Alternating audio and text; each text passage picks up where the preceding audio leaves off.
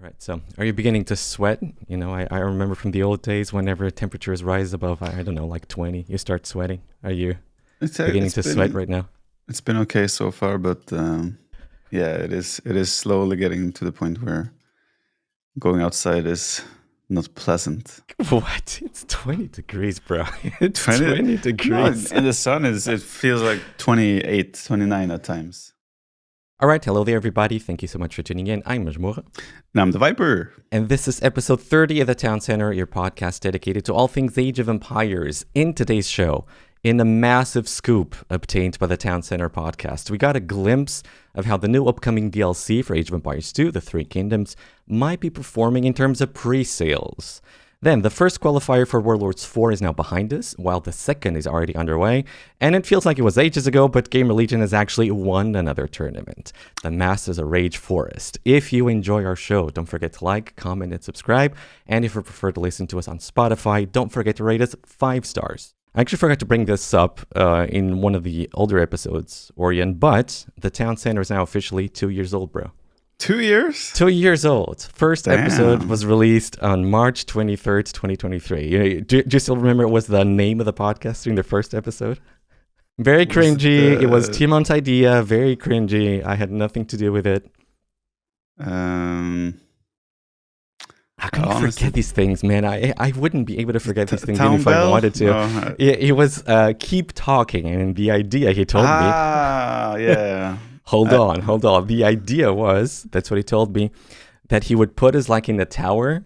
The overlay would be us inside a tower, and then keep, as in keep tower, and then talking because he's talking inside a keep tower. Okay, that's mega cringe. Very, very cringy. I'm very happy you actually ditched that whole name. Yeah. That wouldn't have been pretty.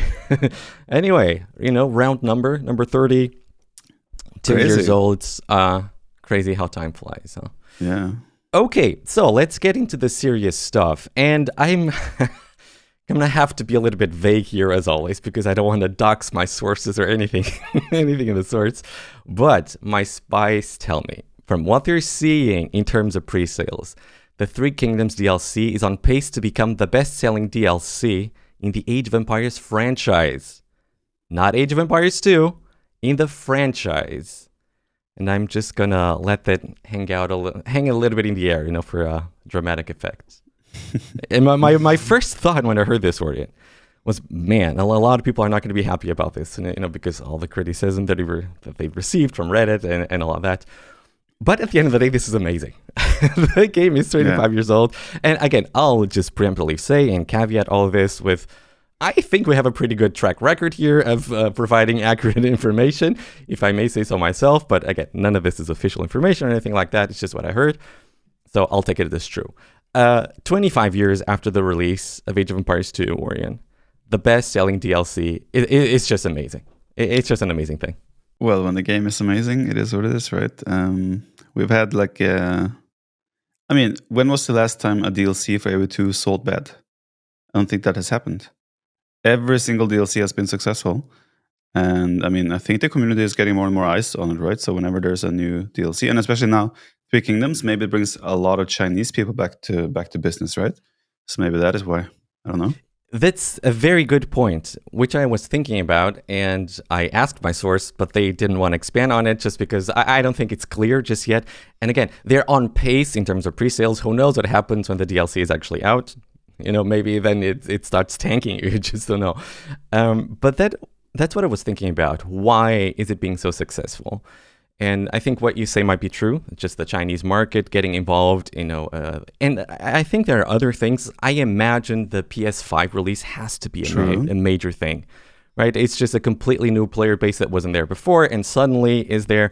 From what I hear, I don't know how accurate this is. I think PlayStation 5 has a bigger play base than Xbox. So that's going to be an even bigger impact. That's what I hear, at least. I don't know if you... I don't know. We didn't talk about the fact that it's coming to PS5 last time. But it is, yeah. So but it is coming. It's so weird to me to play RTS games on controllers, for example. Have you tried it, though? I have not tried. I know Dave has been playing, right, on a computer controller and such. And it was released for controllers not long ago. So they must have found a good system, because I don't hear people complaining about it. And I've seen a lot of positive reviews about how they made the control scheme for the controllers and such. So yeah, massive kudos to them. Like, yeah, just in my wildest dreams, I would never imagine playing AO2 on a PlayStation 5, for example. I don't think any of the controller players are actually ever going to be able to participate like in a pro tournament. Obviously, I think this just just the limitations are just too big. I remember it was one of the fears when the whole controller scheme was brought into Age of Empires 2. People were afraid that the auto economy. MBL was it MBL? I don't even remember if MBL was one of the ones who complained, but I remember this complaint. Auto economy. Next thing is going to be auto monks. Who knows? Maybe they're going to get it at some point. Do you remember? I remember that people are complaining that at some point we could have monks that patrol, and then as soon as a unit is within range, even though they could be probably baited very easily, pro players could get some sort of debate out of it. You know what I mean? You bring in a villager forward, monk starts converting, and then you bring something else. But it's like, if you have a monk, like if you don't allow them to kind of auto convert, do you have to like micro click a monk on a controller? It just feels so odd to me. So honestly, like maybe some reasonable thing. Okay, after 3 seconds inside your radius, you start converting by yourself or something like that. I think things like that will be fine for controller. But then I also don't know how competitive is the controller scene. Like, do they care if there are some auto mechanics? Obviously, we couldn't have that in like a, in quotes, real tournament on PC, right? But I think certain features like that probably are necessary for controllers to feel have a better flow to their gameplay. I imagine, if I'm not mistaken, the highest ranking controller players is going to be 1800, something around 1800, I believe, is the guy with the highest rating, which is still pretty crazy to think about. 1800. I believe you weren't able to get to 1800 with your left. No, what was the limitation? Limited Viper. I had I think I got 1700 or something like that. But that was I had only 60 actions per minute, something like that, which was awkward because the difficulty is not having 60 actions per minute. It's like I cannot do 60 actions in a row. That limitation is obviously unnatural. In controllers, I imagine they can still reach higher APM than I had with Limited Viper. So I think 1800 is definitely reasonable if you have a good knowledge of the game. Didn't you have like a lefty? Wasn't there I had a lefty as well? I remember something like that. Yeah, I had, but I stopped playing on that one after a while. Like I wanted to give my wrist a break, so I was like, I'm going to play on that. Oh, okay, so that was the idea. Okay. Yeah, but it got so frustrating after a while. But I actually did. I don't remember what elo I got with the lefty, but I felt like if I continued playing with lefty, I could actually get fairly high. So was it just you had your mouse in the left hand and keyboard in the right hand? Yeah, I had an ambidextrous mouse, right? And I just used my right hand for my keyboard and left hand for the mouse. But the issue was that my right hand on the keyboard didn't give my wrist a rest. So it kind of became... I'm trying to imagine. So you swap places, of course, right? So you don't cross your arms or anything like that. That would be stupid. I'm just trying to imagine. That would have been a little bit stupid, yeah. So I think, PS5 release, obviously going to be a big thing, I imagine.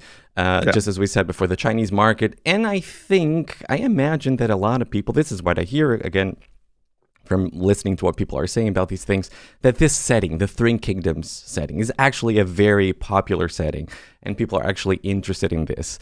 And this is one of the things that I believe people because we discussed this last episode, right? Whether we believe that a lot of criticism from the Reddit crowd is actually going to affect sales numbers and all of that.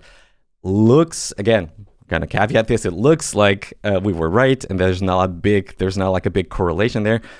And on the other hand, I do love that that we have such a passionate community. That's the reason the game has been able to survive for as long as it has, because we have passionate people like you who were streaming when we had no support, nothing whatsoever, just for the love of the game.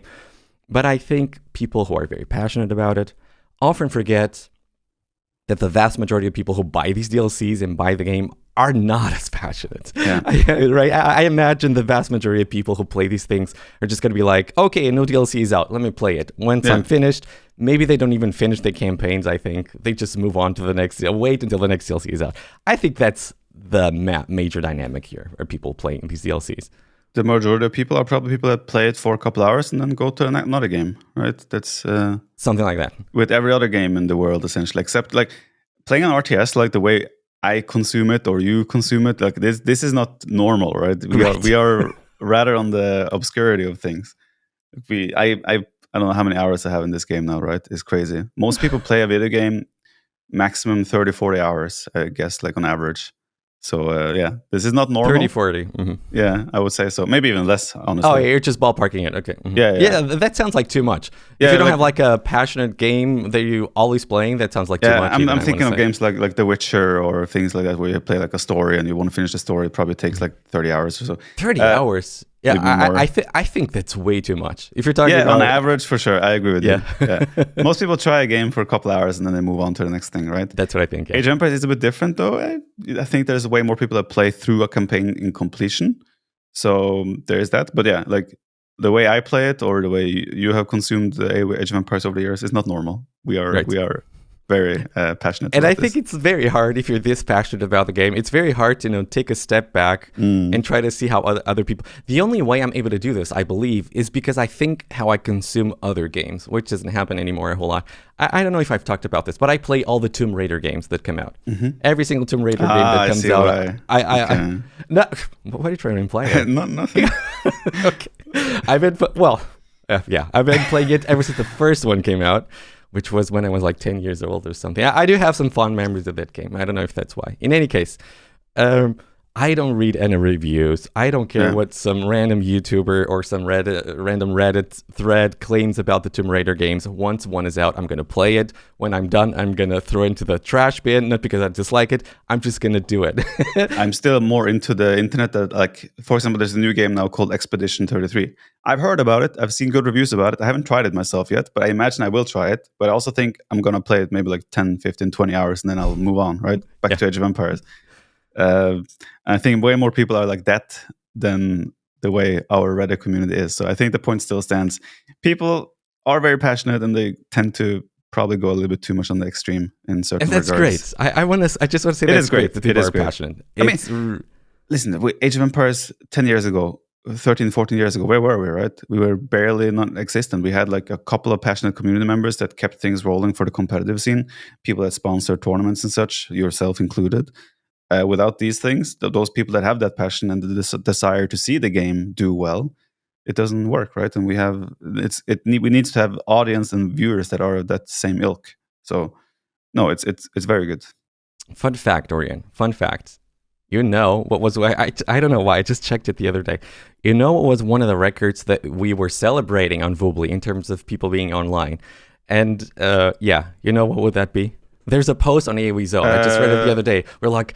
Brand new record for players online on Voobly. What do you think it was? I remember that hype moment. I don't remember how many. Was it like 2,000? 2,600. Yeah. Something like that, yeah. Big number. 2,600 people are online.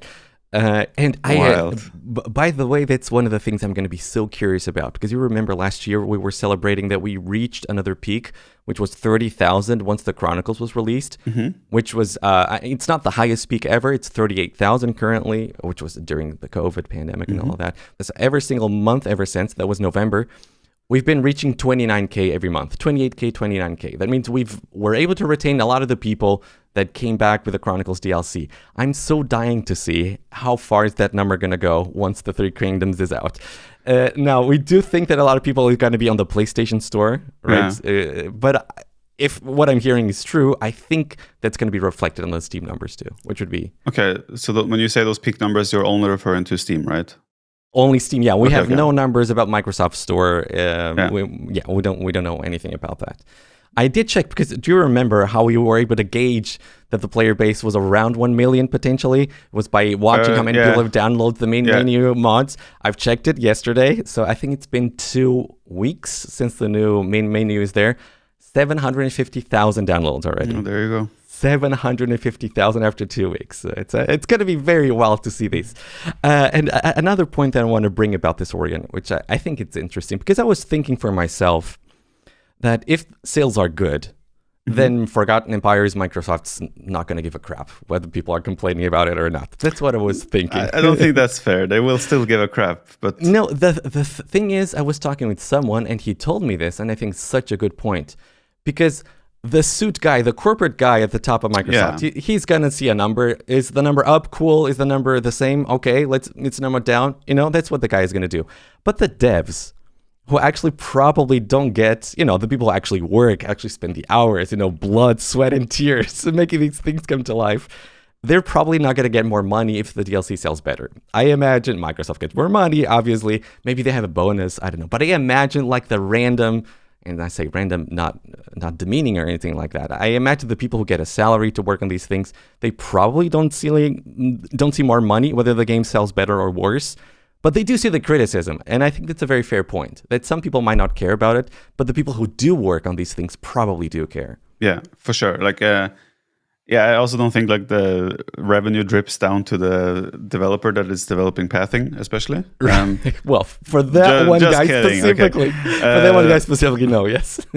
No, but like obviously, Forgotten Empires definitely get some of that, right, and maybe they can use that to increase salaries in the future because things are going well and so forth, right? So maybe it kind of drips down on the developer. I'm not even sure if Forgotten Empires gets more. I don't know. Who knows? Maybe they have like a fixed deal. You deliver this DLC. That's and what you I get think. This, You get this amount of money to make the DLC. Maybe there's a bonus if it sells way this more. This is just speculation. We have no idea. Right? Speculation. Massive speculation. I can't imagine, like, we have so many of the people that work for Forgotten Empires were part of our community. Well, are part of our community.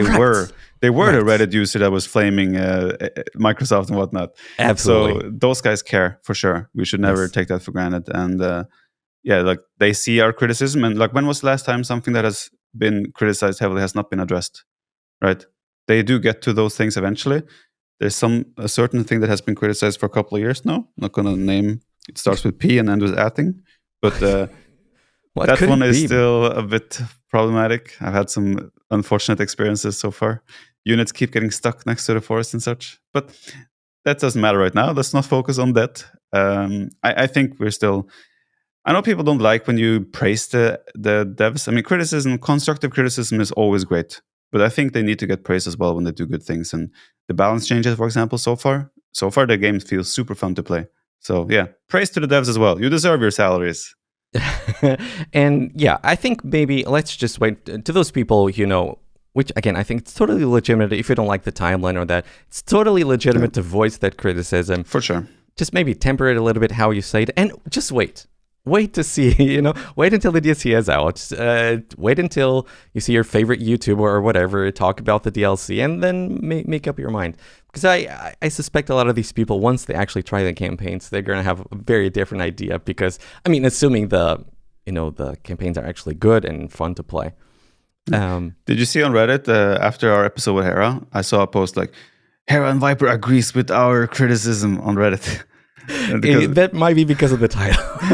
Yeah, that makes sense. I put that, but it's actually true because I remember that Hera said something like, the YouTube game, you have to play it, unfortunately. But the issue is that the extremists take the opportunity and say, oh yeah, they're on our side. When the way they post and condone themselves, we don't approve of that. Not at all. Right. And speaking of that post, there was another post, which I also wanted to address, that came out exactly in the day that we recorded the last episode, so we couldn't actually address it.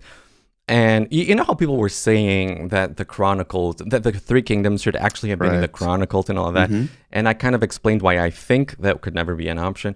But in the same day, I don't know if you actually saw this or not, but in the same day there was a post released of one guy who found out that some of the files for the Three Kingdoms were stored next or in the same file, in the same folder as the Chronicles DLC, and not where all the other folders are stored, which apparently is somewhere else. And in their minds, this meant that Three Kingdoms was originally conceived to be part of the Chronicles thing, and that probably some suit over at Microsoft just decided to include it in the main game because it could sell better in the main game. I don't know. There was this whole thing. It even delved to the point where people were saying, hold on tight, that Sejin went on vacation because we started the last interview with Sejin. We're saying, hey, Sejin, you're going on vacation now. Does that mean that the game is finished? And are you confident that things are working the way they should? And they took that to mean that Sejin going on vacation means he does not agree with the way that the new DLC is being sold because it was supposed to be Chronicles or whatever. Yes, a lot of conspiracy going on here. I'm 100% sure that's not true. This was never supposed to be part of Chronicles. I'm 100% sure.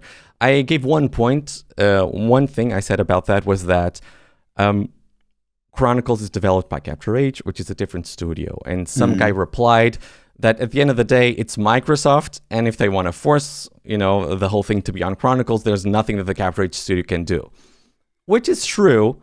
But that's not how things operate because Microsoft does not want to alienate their employees. When you're happy with the work that your employees are doing, you're not going to alienate them like that, right? You're going to take their opinions into consideration. I'm sure as well that Capture Age and Forgotten Empires, Warlords, whatever, have an agreement where maybe not in writing, but like that. Okay, the Chronicles is our thing. We do the Chronicles. So when the Chronicles was announced, they said it's going to be a series of chapters. Yeah. So there's going to be more than just one. And they pretty much outright say it. I don't know if you played it, but they pretty much outright say it at the end of the first chapter, what the next chapter is going to be. It's going to be Alexander the Great, most likely. Oh, okay. So there's no way that you finish a DLC in November.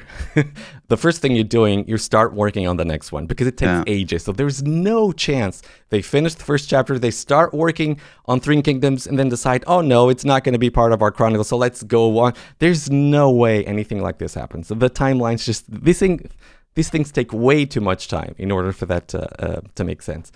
And not to speak of the fact, Viper, if they suddenly start mixing Greece with China, people would have the same complaints that they're having now about the Chinese not belonging in the timeline. No. So just to wrap this part of the conspiracy theory, so to speak, one user gave an explanation, which I'm not too knowledgeable about this, but I assume makes sense. It's Flu's World. Do you remember this guy? He has very interesting posts. Feels like he knows a lot about this stuff. And he said, the reason these files are stored next to each other is because they're most likely using the same assets for the campaign in terms of the main menu and all of that, because the Chronicles apparently created something new, and possibly the Three Kingdoms is going to be using those assets. It's just probably one of the explanations, which makes perfect sense to me. Agreed. Okay, so then let's move on to the Warlords 4, the first qualifier. This past Sunday, it's finished, the first qualifier for Warlords 4. And it was basically, Orion, the most unsurprising qualifier ever. You had the top 8 seeds made it to the finals, and the top 4 seeds have qualified. So it's basically no surprises here. So people who ended up qualifying were Sebastian, ACCM, Mr. Yo, and Hart. And that means that DauT, unfortunately, was not able to make it on his first try after losing 3-1 to SCCM. Did you actually see the games? I was not able to watch much now. I just checked in on DauT's result now and then while he was playing. No surprise there. I was watching on Harris' channel, and he was casting. He called it, he was not going to be hype casting, it was going to be sort of hate watching. That's what he called it. And he was saying something, and when a pro player says something, why they think a game has gone this way or that way, you tend, as a non-pro, which is my case, you tend to just take that as a fact. But what I was thinking was pretty much what he was saying, that DauT gets into incredibly good positions during the game. He goes into the mid-castle age in incredibly good positions, but then it feels like he stops caring about his army, and he starts losing too much army here and there, and those things pile up at some point, and that's how he loses games. Do you agree with that? That's something that you see in this gameplay as well. That's a point. It's just I have no patience to micro anymore. That's the feeling that one gets watching. No, maybe there's something to it, to what it says, what it feels like that. But I guarantee you, DauT does not suddenly just not care about his units. He's not streaming not caring for content. Is the wrong word. Yes, not caring is absolutely the wrong word. But he loses patience. I don't think he loses patience either. I think sometimes he feels like he has put himself in a position where he has to do damage, for example. And therefore, he makes some odd decisions now and then. Sometimes I think he just feels like he has a worse civ as the game goes on. Therefore, he feels like he needs to do damage. I think there is logic behind sometimes things he does. But obviously, there will also be scenarios where he maybe isn't microing as well while macroing as other players. While, for example, ACCM, I think the Land Madness was like Armenians against Magyars, right? I think Magyars scale way better as the game goes on. So DauT doing something aggressive there and eventually kind of losing control because his units just don't scale as good. Makes sense to me. Then again, though, I didn't see the games in details. I cannot say if he had put himself in a good spot. But I know against Yo in Titans League, he did the exact same thing where he put himself in an amazing spot every single game, and he still lost every single game. So yeah, it's one of those where he probably has a really good strategical opening, and then maybe his transitions and mid-game tends to fall off a little bit. Maybe there's something to it. That Land Madness game you were talking about, he goes for, what was it? I think he goes, I don't remember if he goes for long swords in Feudal Age Yeah, or if long he goes swords. for two-handed in Castle Age. I don't remember Both. which one it was, but probably Yeah. both. And that's actually interesting because you see more and more people trying infantries, seeing if they're viable or not. Mm. You think that's a sign of people feeling like they are more viable, or is it just people trying things out? No, there's definitely people think they're viable. They wouldn't just try it out in a tournament, right? This is Okay. something that has been tested in training and probably quite successfully. So they wouldn't just do it. I mean, sometimes you get like this inkling when you're like training or like before a tournament set where you think about something and we're like, wait, this could really work against what the meta is here. And then you might just throw it out in a tournament game. Been there, done that. Sometimes not great success, but I think Man at Arms, longswords on Land Madness is very strong because the map is super open, right? So if you have longswords with arson, that should be very hard to deal with. DauT did write in our Discord channel though that his longswords were bugged out and didn't attack buildings many What? times. There was apparently something where they wouldn't be attacking the buildings. So like on paper, longswords should melt buildings in Feudal Age, right? With arson. So maybe there was something there that he didn't get the initiative he's supposed to have because there was a bug. I don't know though. All I know is that he was not happy about that. Does he attribute the loss to that, or does he No, say no, no? Okay, DauT would never be like, "Oh, I lost because of this only." okay. Like, not publicly anyway. But no, DauT is probably the guy that gives the most credit to the opponents more often than not. That could be one But part. still, of it. you can still, in quotes, make statements about why you lost without it being a straight up excuse, right? It's like he's not happy about the bug that was apparently there, but it obviously doesn't mean that he would have won if the bug wasn't there. So Absolutely, and I mean ACCM. You got to say, these days in a game in a series against DauT's probably going to be considered the favorites. I mean, at this point, ACCM is he's definitely like easily top 6, top 7 player. He won a tournament not long ago again while beating both myself and Leary. So ACCM Was is a it the guy. Wandering Warriors Cup? I'm blanking right I now. think so. Yeah, it's the one that made him qualify for the Garrison. Yes, for the Garrison, it must have been the Wandering Warriors Cup. So him Too. beating DauT is like DauT definitely has the chances to beat ACCM as well, right? But I think ACCM is favored against a big majority of our scene at the moment. Big majority, that's true. We already know what the seeding is going to be for the second qualifiers. Yes. And there's a very interesting situation there because if DauT actually gets to win his first match, which actually forget against who it is right now. Yes. King Boo. King Boo, okay. Which I believe seed 64. Now that DauT is seed 1 in the second qualifier. I don't think he's seed 1. Not? It doesn't really matter. He's one of the top 4. He's seed 1 and the other guy is seed 64. Okay, I think he's one of the top 4. It's one of the top 4 seeds, 100%. I don't think he's the first though, but it doesn't really matter. He's first because he's first. Okay, well there you go. I'm pretty sure. I could be wrong, but I'm pretty sure. In any case, if he wins his first match and Jordan wins his first match, which is against Ozone, if I'm not mistaken, they're gonna be meeting in the second round of the qualifier. And if DauT actually loses to Jordan, he will retire. I think the world's going to end. The world's going to end. That's my feeling. Or he gets a proper kick up his butt and is like, damn, this is not acceptable. And then he dominates and becomes the world champion for 10 years straight. After losing to Jordan, there might be a possibility. You obviously talked to Jordan. How do you see his preparation for Warlords? We see him streaming. He's been streaming a lot more than he used to do in the past few months, of course. How do you rate Jordan's chances, assuming he beats Ozone? Which, by the way, it's not an easy match for, I would assume, because Ozone I think it's very close in seed to Jordan. I think Jordan's seed 33. It's pretty crazy to think about. Well, and seed 33 and 32 needs to face seed 1. That's logical. So DauT is seed 1. But yeah, and Jordan already said like, okay, Ozone has been clapping him on ladder. So it's like, I don't think anyone is. Yeah, I don't think Jordan is taking anything for granted that he's going to beat Ozone. But yeah, Jordan is putting in the work now, right? He didn't play the first qualifier because he had his daughter over for the weekend. And yeah, now he's putting in the work. He's training, he's preparing. And Jordan is a beast when it comes to training and preparation, right? He puts in the work, he grinds, schedules multiple sets every day.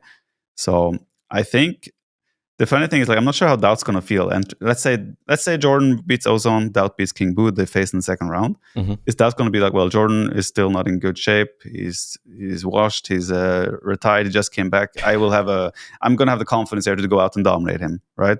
Or does he get into that mindset? Shit, Jordan used to be so good. What if he's, you get those kind of feelings or thoughts in your head where you get kind of worried about things like that. But yeah, obviously, for me as an outsider, it's a dream to watch those two face, but also kind of sad because I would like both of them to qualify at the same time. But yeah, if Jordan wins, I think DauT is going to retire. That's a big statement from you right there. So I just checked the seedings just to make sure we don't get anything wrong here. So Winchester is actually seed 1, MBL is seed 2, DauT is seed 4, as I said, and Barrels. How does that make sense? I think they didn't change anything from the first qualifier. That's what I heard. So it's not like that's just the seedings that they had for the first qualifier. I believe people in the top 16 are seeded according to ATP. Oh wait, you're right. Yeah, DauT is 4. That's what I said. Can we edit it so I didn't say the other things? No. Every time I fuck up, you require me to include things in the podcast. So now it's my revenge. Okay, yeah, that's going to be a one match to follow, 100% sure. And I also wanted to talk a little bit about the other guys who qualified. So Sebastian qualifies after beating Barrels 3-2. Mm-hmm. He was down 2-1 in that set, so... Was he? Wasn't even aware. Again, Sebastian qualifying, I don't think anyone's going to be surprised about that. It's pretty much the expected thing. For Barrels, man, it's always like this, right? Yeah. That's the feeling that I have. He always loses in the last round of qualifiers. And not always, but very often by very small margins. Do you feel like the Barrels is the kind of guy that if, for some reason, some team actually hires him and gives him justification to practice more, to spend more time playing the game, he could start seeing results? Or you think that's I don't even know how old Barrels is, but it would just be speculation. But like he went 3-0 against FedEx, 3-0 against Hope, 3-0 against Nikov. Against Nikov. Look at that. And then he was up 2-1 against Sebastian. I mean, no lesser player is gonna do that. So yeah, Barrels is an incredible player. I think there are certain styles that he struggled against, but overall he has the potential to beat pretty much anyone. So yeah, the fact that he takes Sebastian to the decider game. I mean, he beat Nikov 3-0. That's crazy. Right, that says it all, in my opinion. Beating Nikov 3-0 for sure. Especially on maps like a draft like this, where there's so many different maps, so many different possibilities. I think Barrels has a very clever mind, so he plays good strategies. I think, especially when there's a new patch and such, a new balance. I think Barrels also a little bit similar to DauT in that way, that he kind of shines when things are not settled. If that makes sense. Okay, it's a creative player. I would consider him one of the most creative. I mean, someone who's good in Black Forest, as he obviously is, gonna very often. I think Barrels, wasn't he the guy that landed longswords on Northern Isles with Armenians? And he completely, I think that was also against Nico, actually. I could be completely wrong here, but I remember there was one guy that landed on Northern Isles and did longswords on the opponent's island, even in Feudal Age, I think it was. With Armenians, and that was like, wow, this was really cool. And then it became a little bit of meta for the map. I don't think it became meta per se, but people were more aware of it, right? Because of that. But yeah, I could be completely wrong, or this could have been a different player. So I'm sorry if I'm giving someone else credit here, but I feel like it was Barrels. And yeah, that's the type of player Barrels is. He will do sometimes unexpected stuff, and it'll be very hard to stop. And another incredibly good thing about having Barrels on the team, if that ever ends up happening, his content. He's going to have more reason to put out content and see more.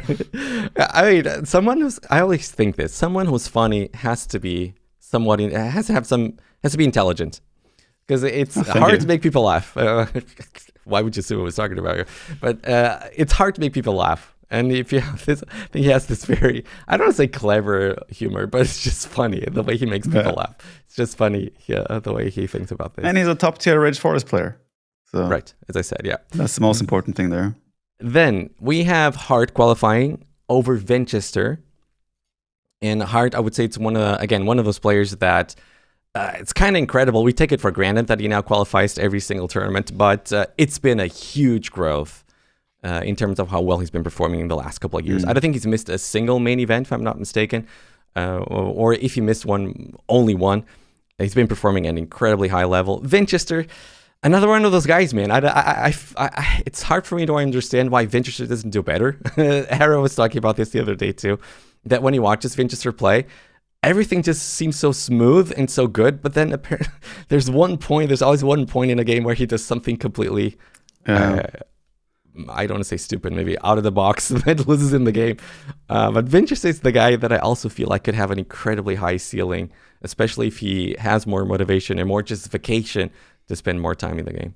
I mean, Winchester is part of a team and such, right? So I think he has plenty of... I don't know how professional they are. No, but still, he's playing and streaming all the time. I think he's putting in the effort. But yeah, Winchester. I mean, Winchester is a guy with a high ceiling for sure. But yeah, I agree with you to a certain extent that maybe sometimes he's too clever for his own good, where he tries something that he's a bit unique in some ways, and sometimes that backfires, and sometimes it works amazingly well. So I think he shouldn't change. It's definitely one of the guys that thinks outside of the box the most, I want to say. He was using Celts before anybody else was using. By the way, how are Celts now?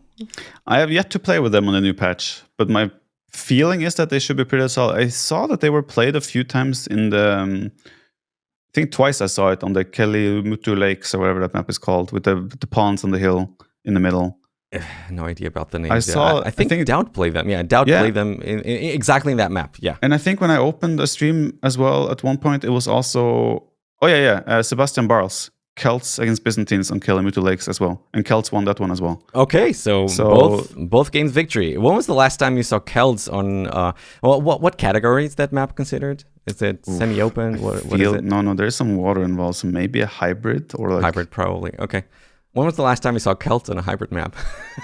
Probably T9 Hidden Cup on the Cup.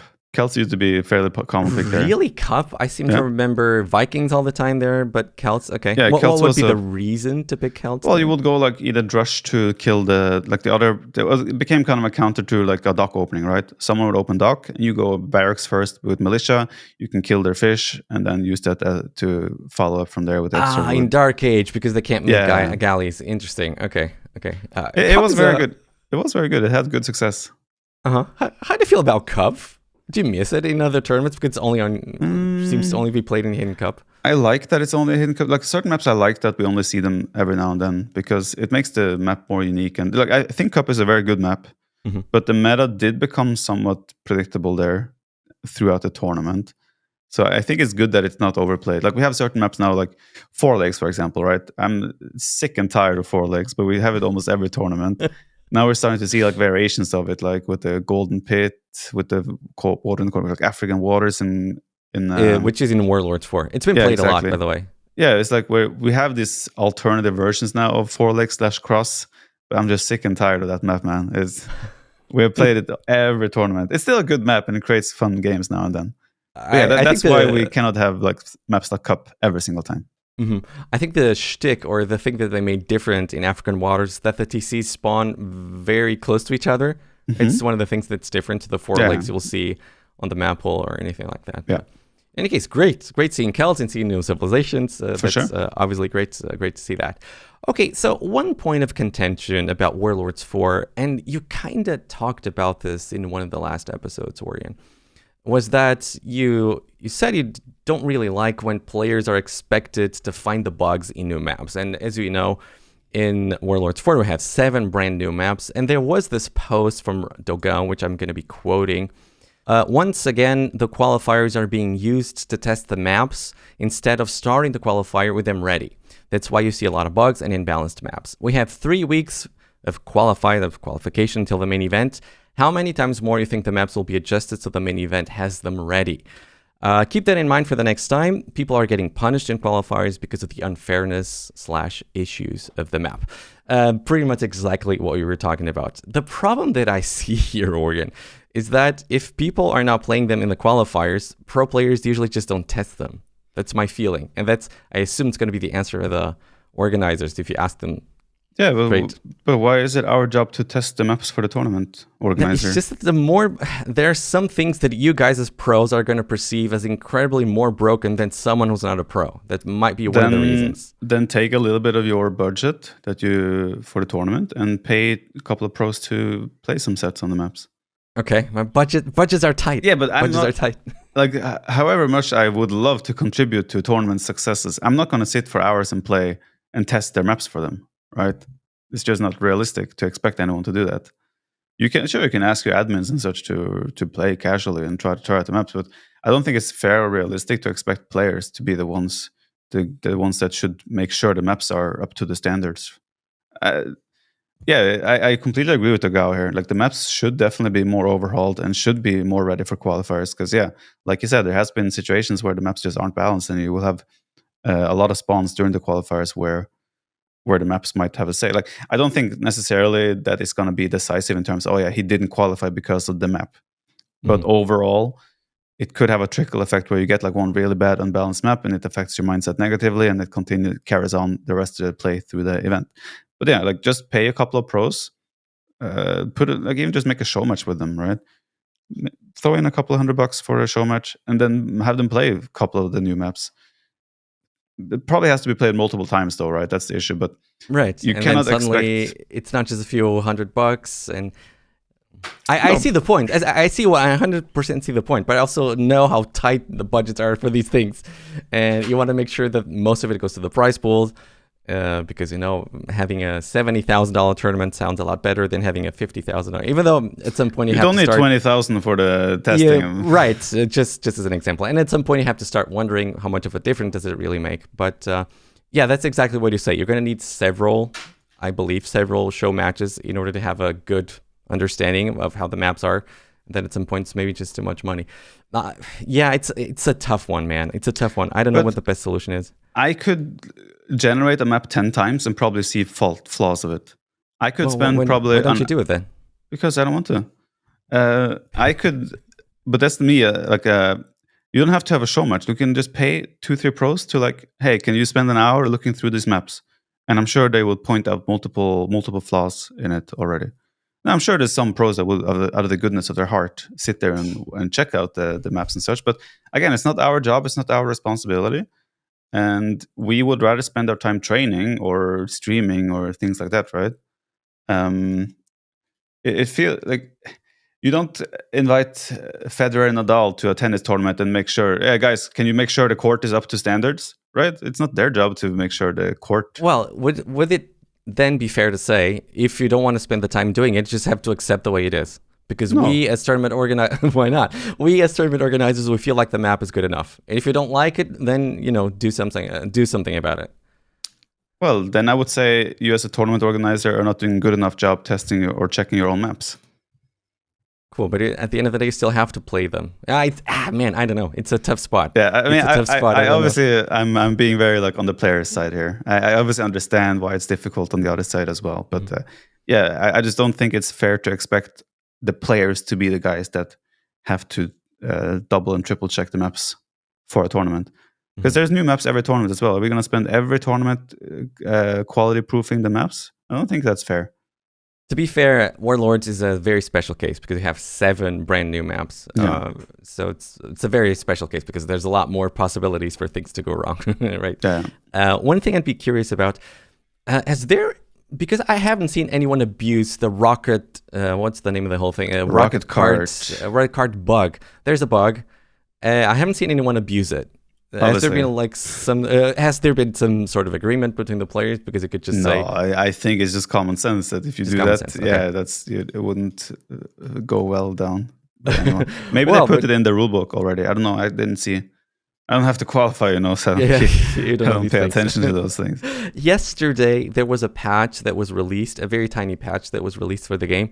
And I heard, like, in one of the Discords that something about rocket cards has been made. So I don't know if that's this one thing. I need to ask Ashley, because she made a post that there's a very tiny patch that has been released. Mm-hmm. And it was mostly about the PlayStation 5 release, preparing some things like in the back end or whatever. Mm-hmm. But they said that it might break recorded games because something about the rocket cards has been made. And so I'm wondering if that's fixing that. That's what I'm wondering, yeah. Okay, so then just finish up with the Warlords 4 here. We have Yo beating MBL 3-1, which, again, I would call very much an expected result. MBL very much a wild card. Sometimes it can be incredibly good, but against Yo, that's the perception that I have. It's a rough matchup for him. It would be Yo and Yu. He loses every time to Yu somehow. MBL stylistically probably Yo is a tough match for him because Yo is very strategic. He's not like one of these aggressive micro nerds. Yo is very sometimes passive, strategic, just makes good decisions and plays like that. And I think MBL is somewhat similar in some ways. Yo is just maybe a little bit more consistent in his style. So yeah, it's not surprising, but like MBL could easily beat Yo as well. And yeah, I'm sure like we have names like MBL went through Mihai as well. Yo went through Kingston. We're going to see those guys in the next qualifier as well. Mm-hmm. So yeah, I think the next two qualifiers, now that the four let's say big guns or the four top seeds are gone, I think the next two qualifiers are going to get really tight. Okay, we're going to move on here to Masters of Rage Force. So that was roughly 1 week ago that the Masters of Rage Force has come to an end, and the result was probably the most predicted one. GamerLegion takes home the trophy after beating the Amigos 3-2 in a pretty close final. We already discussed the tournament here a couple of times before. The final was, again, very entertaining to watch, in my opinion. And watching you guys stream, except DauT, because apparently he was... What was it again? He wasn't able to stream because his computer was lagging or something? After the first game, they asked if DauT could turn off his stream because they felt like it was lagging. I think they even asked him before the tournament because they apparently have, like whenever he plays lobby games with them, the game feels a bit choppy. So he asked about it. DauT was not very happy. Yeah, DauT, after the first game, he ended his stream. I mean, I think it was a nice gesture by him to like... If they feel like it's impacting the games in a negative way, then it was a good move by him to turn it off. Yeah, fair play to DauT. In any case, watching you guys play, watching you guys chat in voice chat, also gave me the impression it was just very fun for you guys to play as well. Of course, winning is always good, but even just playing, even if you had lost, I have a feeling you guys had a lot of fun playing the tournament. How was it for you? I think team games at like highest competitive level, I think is always very fun. And I mean, like we have a good dynamic in GL as well, where we joke around and banter and have fun through the whole process. Right? Of course, we will lock in and play serious when it matters, but like all the build up and around like the draft and all that stuff is very fun always. But yeah, like I said, competitive games at the highest level, finals and such, are always so much fun. And Amigos definitely put up a good fight, right? You can tell their expertise in the Rage Forest scenario. I think we have reached a point now where like me, Tato, and DauT are also considered top tier Rage Forest guys. Hera obviously still a bit new, maybe lacks a bit of experience, but obviously Hera's execution is still as good as it gets. So I think it was a worthy final, and I'm happy that it went 3-2. It would have been very sad if it was like a 3-0 either way. I agree 100%. Especially it would have been sad, very sad if GamerLegion wins, because, you know, we have this talk, GamerLegion is always going to win team tournaments. So I think this is probably, for me personally, the best outcome possible. So my favorite team wins, but in such a close way that it could still have gone either way. So that means that you guys are not unbeatable. We had the same the last tournament, the one that was hosted by the team game tournament hosted by Ornlu. I don't remember. There was another co-host. World Desert Championship. World Desert Championship. Yeah, World Desert Championship too. Yeah, we won 4-0 in the final, but we beat Wii Sports. Well, rest in peace. Wii Sports, we beat them 3-2 in the quarterfinals, right? So it's like... Was it? Yeah, I remember it now. Yeah. So yeah, like I think those types of tournaments where the maps are a bit more tricky are where we have more chances to be upset, right? If you put us on a 4 for Arabia only, even there, I think like the Chinese team, for example, is dangerous. So it's like the whole myth of GL is going to win every tournament, team game tournament is overblown. But again, I understand it, and obviously we are favored more often than not in probably every tournament there. So I understand it, but at the same time, I think it's still been shown in the recent tournaments that we have to deliver to win, and there are chances. Yeah, I feel like the potential in team game tournaments, which I think we 100% should explore. Because again, the vast majority of people who play ranked play actually team games and not 1v1s. So if you wanted to get more of those guys interested, I feel like we should try to have more team game tournaments. But it's hard to force people to do something they don't want to do. But I think the potential is in 2v2s, 100%. I've talked about this many times, but some of the most popular games on YouTube are 2v2 games. And there is a 2v2 tournament coming up, which you were initially responsible for, now not anymore. What are the settings there? Is it going to be like crazy maps? Just the Cartographers too, just to put that into the record. What were the settings in the first Cartographers? Were the maps like crazy? Was it like normal maps? What was it like? I don't remember. I remember the last map was piece of pizza, which is like, it was something like that. It was a very crazy map, very fun though. It's essentially categories. So in like Warlords, where you can pick one map from each category. It's going to be the same, I imagine, for the second edition as well. He's going to keep the theme the way I intended the tournament to be. T West, by the way, is the guy that's going to run it. Yeah, it's going to take And if I'm not mistaken, there might be some news about it in a day or two. So keep your eyes open for that. Okay, I had no clue. I'm bringing it up. I had absolutely no clue. So are we going to have the prize pool announced or something like that? Prize pool, I believe, will be exactly the same as last time. 10,000, which is really 15, no? 15? Okay. I think so. Which is really cool because like I gave the tournament up, and that prize pool was based on my channels and such. So the fact that they still allowed us to have the same, allowed the same prize pool to stick is amazing. So big thanks to Microsoft for that.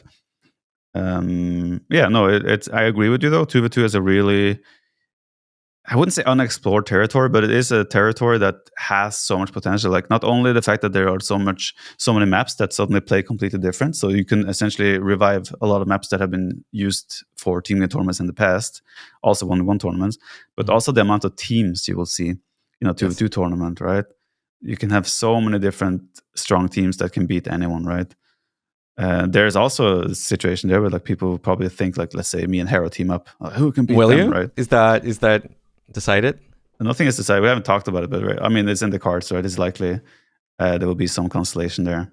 Mm-hmm. I obviously had like this soft spot for the Cartographers. That was the last tournament me and Jordan won together. Mm-hmm. So like, there's like this soft dream of mine that I could play with Jordan again. But obviously, if GL maybe wants to have the best chance of winning. Maybe he can be the third player on our team. Who knows? I think it's likely that they will want obviously GL to field a strong team, and I mean, any constellation could work honestly in the GL team, right? I could team with DauT, Hera, Tato. I think would have great chances nonetheless. Mm-hmm. Maybe we put Hera with DauT, so DauT gets at least top 8. Well, very optimistic. I think I understand. I hope the tournament does incredibly well, just because I want to see more of it. And I would understand that GamerLegion, for example, does not want to invest in 2v2 tournaments because they have a LAN tournament going on. Same thing I would say for Red Bull. But I really would hope that MEMB or T90 or one of the bigger tournament organizers at some point picks up the 2v2 format again. I mean, T90 used to have it with the World Cup, and those were such amazing tournaments, and also successful, because not just great tournaments in the sense that they were fun to watch and fun to see and close. Great success in terms of numbers too. So I do hope those guys pick them up again, hopefully. Feels like a territory Dave should jump into. Dude, great idea. Dave, yes. Dave likes to experiment. And I think when you organize a 2v2 tournament, you don't even have to go crazy with the settings, because the fact that it's 2v2 is already new enough. Now, when you have 1v1 tournaments, you need to find a way of making your tournament unique, because there are tons of them. But 2v2, that's enough. We don't have 2v2 tournaments. So 2v2, normal maps, normal settings. I think great success ahead. It's also not that difficult to run as like a 3v3 or 4v4 tournament. Like the scheduling issues will be way less because there's only 2 people on each side that needs to schedule. While in 4v4, it's obviously a complete disaster at times. I would say 2v2 tournaments are borderline as easy to schedule and play as 1v1 tournaments, unless fire is involved. Edit that out. No, don't edit it. Fire is known for scheduling issues. It's fun. What's up with fire? It's always I see it in the scheduling topic. It's always just joking, of course. I would love to see 2v2 tournaments happen in general, and there is a lot of room there. And I mean, that's why I did the Cartographers, right? I felt like, damn, it's been a long time since we had like a proper 2v2 event, so I wanted to do Cartographers, and unfortunately, silly-nilly doesn't let me do the second edition, but it is what it is. Because you want to participate, So I hope the Cartographers is going to be a major success, and that's going to motivate more and more people to try this out, especially the bigger tournament organizers. So going back to Black Forest, though, to Rage Forest, the viewership was amazing for this tournament. Mm-hmm. We had a peak of 21,000, if I'm not mistaken. And if you compare it with the peak for Rage Force 5, which was the tournament before, it was 6,500. So it's a jump of like only 6.5, really? Yes. Well, I guess it's easy to see why, Orion. You were not in the final. Hera was for sure not in the final either. So you guys have no reason to stream these things, and so it's automatically going to get down. Yeah, and I guess a lot of it had less people covering it in general. Massive Rage Force had a lot more hype around it. Yeah, so it makes sense. Yeah, so it's you guys being the final, then it's you guys streaming it on top of that. You had the normal streamers streaming it, and then you have the players streaming it on top of that, which makes it a lot more fun.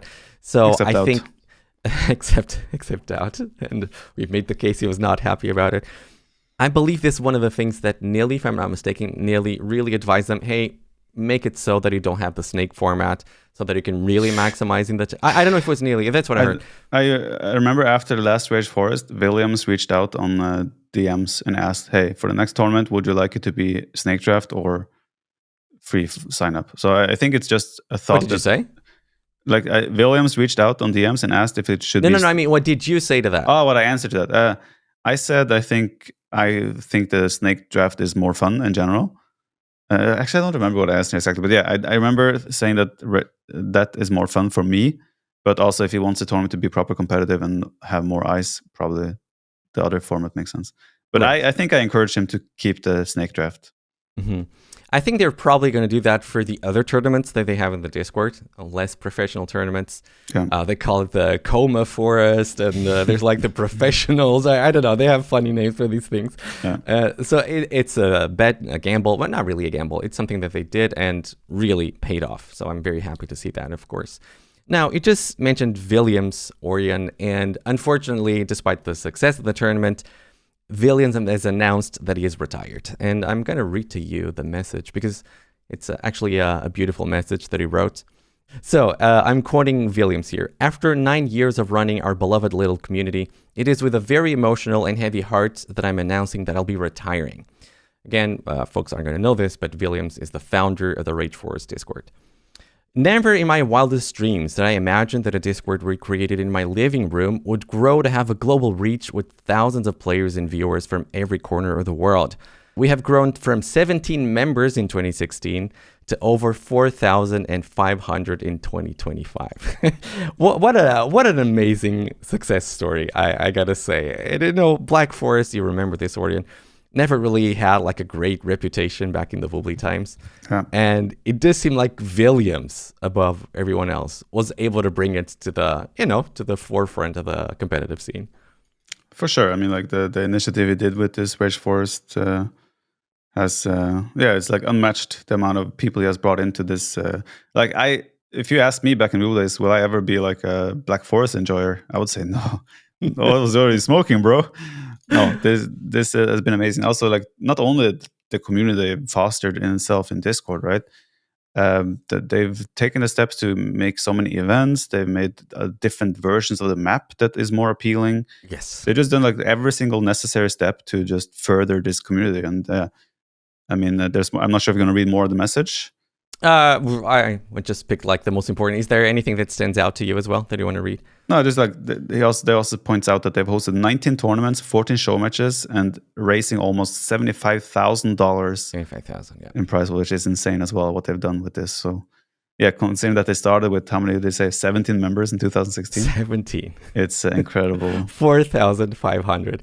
And you know what Villiams has done there with Black Forest, I feel it's a blueprint and people should try to follow it in terms of getting the same thing going for other maps, because people complain a lot that the matchmaking is very bad in terms of team games right now on DE. I never tried it, but I'll take it as fact. I think this is the solution. Get together on Discord. Of course, this is an amazing success story. Of course, it's not always going to work out this well.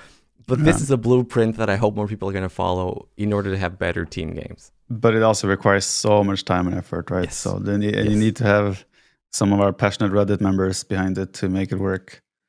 But yeah, but I mean, like he says he's retiring. He's not going to leave the scene. He's still going to be around, I imagine. It's not like he's like quitting Age of Empires and never to be seen again. Orion, we've been around for long enough. If you know what I've noticed, if you announce that you're leaving, you're 100% coming back. I'm scared for the folks that leave without saying anything. For those, I'm scared. But if you're actually announcing you're going, you're 100% coming back. There's only one guy that left and never came back. That's tough. Woof. True. Oh man, that's a deep cut. That's true. That's a deep cut, bro. Yeah, Taff was for those who don't remember, it was the head moderator for Vubli. Wow. When was the last time you spoke with him? Was it? He messaged me a couple of times, but he would never reply back. So he was like, whenever it was Christmas, last message was like, I don't know, 7 years ago. Yeah. When it was Christmas, he would write something, hey, wish you well, everything for you and your family. Then I would reply back, asking him, how's he doing? And he wouldn't answer. It's just like a message and that's it. Man, it's such a loss for the community. I hadn't thought about Taff in a long time. I think he would thrive so hard in this current climate. It would be insane. 100%. Organizing tournaments, 100%. Yeah. He was so good with people, getting people to do stuff. Man. Sorry for bringing No, that's fine. Dude, listen. We need to do something about it. Let's get together at some point and think about a way that... if he's not answering, he just doesn't want to be back, I guess. Yeah. In any case, let's not obscure the fact that this is actually about Villiams. Big loss for the community, but again, as you said, he's going to be back. He'll host Rage Wars next year.